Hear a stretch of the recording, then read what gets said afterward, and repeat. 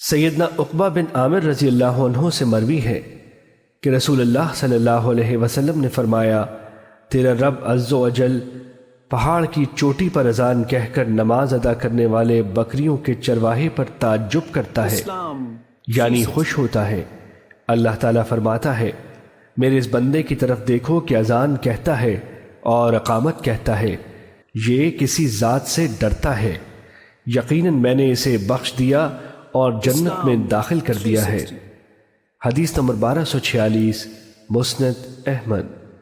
سیدنا ابو ہریرہ رضی اللہ عنہ بیان کرتے ہیں کہ رسول اللہ صلی اللہ علیہ وسلم نے فرمایا، مؤذن کو اس کی آواز کے پھیلاؤ کے برابر بخش دیا جاتا ہے اور اس کے لیے ہر خشک اور تر چیز گواہی دیتی ہے، اور باجماعت نماز ادا کرنے والے کے لیے 25 نیکیاں لکھی جاتی ہیں اور اس کے 2 نمازوں کے درمیان والے گناہ مٹا دیے جاتے ہیں۔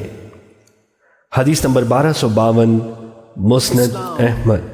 سیدنا ابو ہریرہ رضی اللہ عنہ سے روایت ہے کہ رسول اللہ صلی اللہ علیہ وسلم نے فرمایا، جب نماز کے لیے اذان کہی جاتی ہے تو شیطان گوز مارتا ہوا اتنی دور بھاگ جاتا ہے کہ اذان نہیں سنتا۔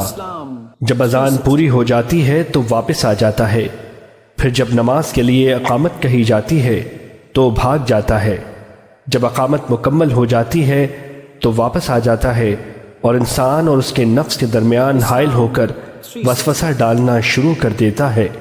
وہ نمازی کو کہتا ہے، تو فلاں کام یاد کر، فلاں کام یاد کر۔ وہ کام جو اسے پہلے یاد نہیں ہوتے وہ یاد کراتا ہے۔